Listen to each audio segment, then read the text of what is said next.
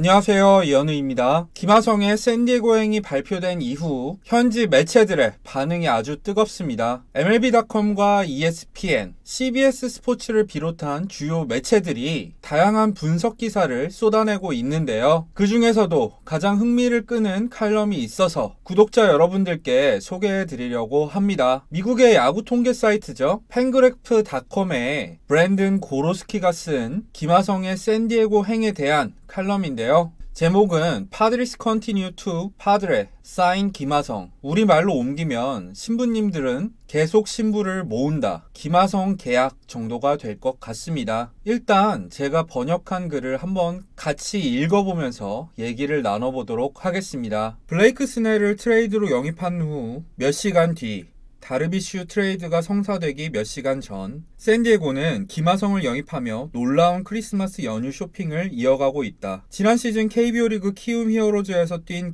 만 25세의 내야수 김하성은 올겨울 메이저리그 FA 랭킹에서 디디 그레고리우스, 저스틴 터너를 앞선 8위로 선정된 바 있다. 샌디에고 유니온 트리뷴의 케빈 A씨에 따르면 김하성의 계약은 4년 2,500만 달러, 약 273억 원이 될 것이다. 또한 키움은 샌디에고로부터 500만 달러의 이적료를 받는다. 여기까지는 우리도 익히 알고 있는 내용이죠. 계속 이어서 읽어보도록 하겠습니다. 김하성을 영입함으로써 샌디에고는 즉시 주전감이자 잠재적으로는 더 발전해야 하는 선수를 얻게 됐다. 그의 최근 KBO 리그 성적을 특정 짓는 가장 좋은 방법은 그가 리그 수준을 능가했다고 말하는 것이다. 강팀 중 한 곳에서 주전 유격수로 출전한 김하성은 지난 두 시즌 동안 평균 WRC 플러스 140을 기록했다. 그는 지난해 타율 3할 6리, 출루율 3할 9푼 7리, 장타율 5할 2푼 3리를 만들었고 30홈런과 함께 삼진보다 더 많은 볼넷을 기록했다. 또한 그는 지난 2년 동안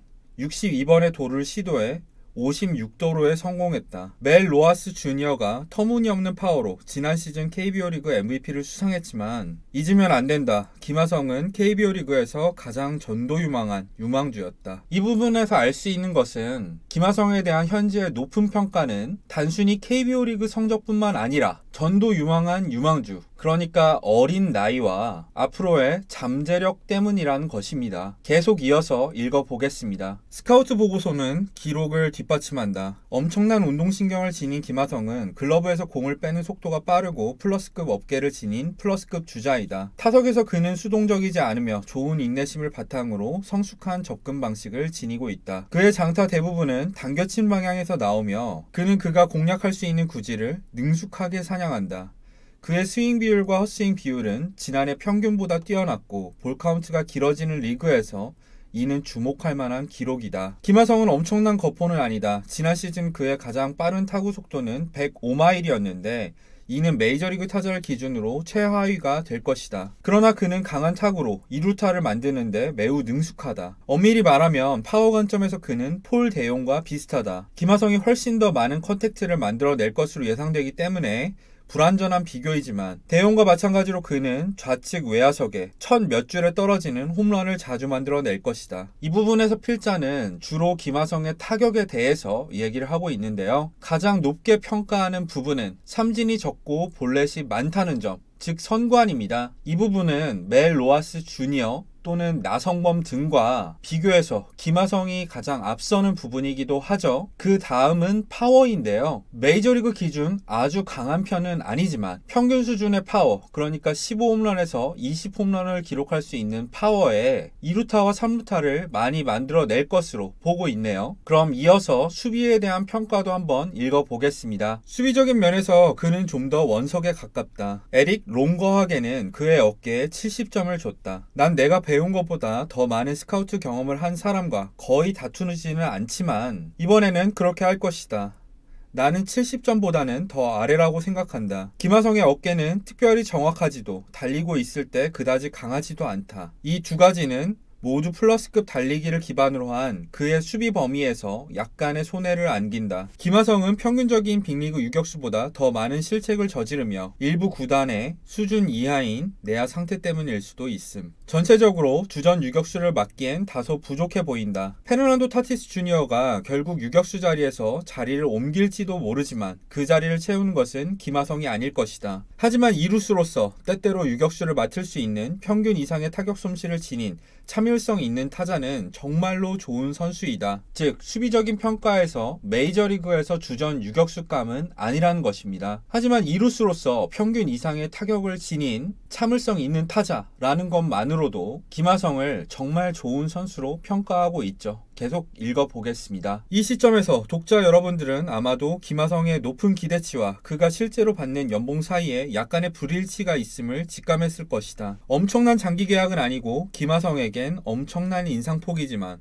3천만 달러에 그와 같은 재능을 가진 선수를 영입하는 것은 끔찍할 만큼 좋은 거래처럼 보인다. 샌디에고에겐 약간의 위험 부담이 있겠지만 김하성은 KBO 리그 수준을 뛰어넘는 최고의 야수이고 누구도 그를 영입하기 위해 에반 화이트에게 준 돈보다 더 많은 금액을 제시하지 않은 것은 이상하다. 결국 종합적으로 평가했을 때 필자는 김하성을 3천만 달러에 영입한 샌디에고의 결정이 끔찍할 만큼 좋은 거래라고 보고 있습니다. 계속 이어가 보도록 하겠습니다. 위험 요소에 대해 말하자면 메이저리그 투수에 대한 경험이 매우 제한적인 만 25세의 나이로 주전 라인업에서 자신의 자리를 확고하게 하기에 엘리트급 빠른 공과 강력한 변화구는 너무 성가신 존재일 수 있다. KBO 리그는 느린 커브로 유인하고 88마일에서 90마일 사이의 패스트볼로 코너를 노리는 투수들은 많지만 95마일 이상을 던질 수 있는 투수는 소수에 불과하다. 스프링 캠프와 국제대회에서 짧게나마 95마일 이상의 패스트볼을 상대한 것과 매일 그런 패스트볼을 상대하는 것은 다른 문제가 될 것이다. 비록 그가 장기적으로는 적응에 성공하더라도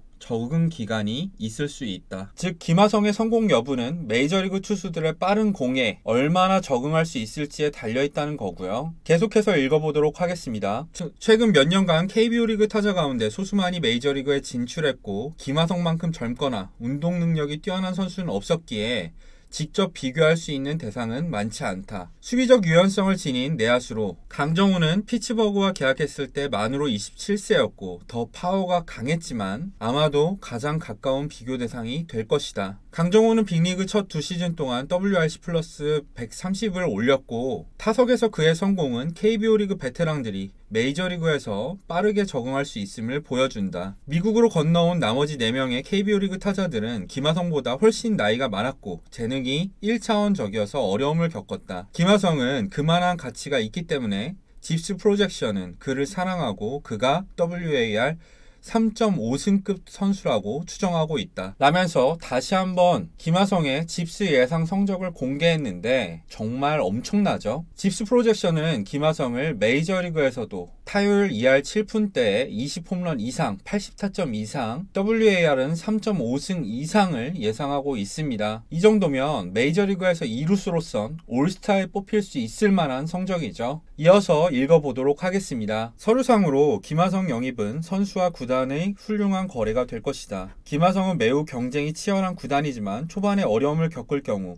상황을 좀 더 느리게 처리할 수 있는 유연성이 있는 구단에 합류한다. 이론적으로 가장 합리적인 라인업 구성은 제이크 크로넨워스를 외야로 이동시키고 김하성을 주전 이루수로 기용하는 것이다. 하지만 김하성이 적응에 어려움을 겪거나 구단이 그를 천천히 적응시키고 싶다면 샌디에고는 외야에 유능한 자원들을 가지고 있기 때문에 크로넨워스를 일단 이루수로 기용할 수도 있다. 이 부분은 김하성의 포지션에 대한 부분인데요. 일단 필자는 크로넨워스를 외야로 보내고 김하성을 주전 이루수로 기용하는 것이 가능성이 높다고 보고 있습니다. 이어서 읽어보면 공인구의 특성이 끊임없이 달라지고 있기 때문에 페코파크가 김하성의 타격 생산력에 어떤 영향을 미칠지는 평가하기 어렵다. 조금 긍정적으로 평가하자면 김하성의 우타자로서 당겨치는 파워는 다른 기술과 마찬가지로 구장에 적합한 것 같다. 페코파크는 역사적으로 왼손 타자에게 잔인했지만 김하성은 우중간으로 가볍게 밀어치는 타구는 있어도 우측으로 당겨치는 경우는 거의 없다. 그리고 반발력이 줄어든 공인구가 홈런 파워를 약화시킨다고 하더라도